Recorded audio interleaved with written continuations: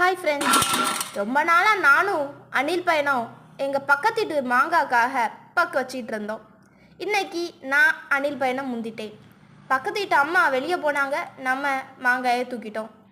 என்னோட இத்தனை வருஷத்தில் ஒரு நாள் கூட நான் அந்த அனில் பையனை தோக்கடிச்சதில்லை. ஆனால் இன்னைக்கு நான் அவனை முந்திட்டேன். என்னைக்கெல்லாம் நான் நாளைக்கு மாங்காய் பறிக்கலான்னு நினைக்கிறேனோ அன்னைக்கெல்லாம் அந்த அனில் பையன் தூக்கிடுவான். என்ன செய்ய? சரி, நம்ம மாங்காய்க்கே வரலாம். இந்த மாங்காயை அழகாக துண்டு துண்டாக வெட்டி அதை ஒரு அழகான தட்டு மேலே வச்சு உப்பையும் மிளகா பொடியும் எடுத்து நல்லா மிக்ஸ் பண்ணி அதை அப்படியே ஒரு மலைச்சாரல் மாதிரி அப்படி தூவி போட்டு சாப்பிட்ற டேஸ்டே தனி தான்.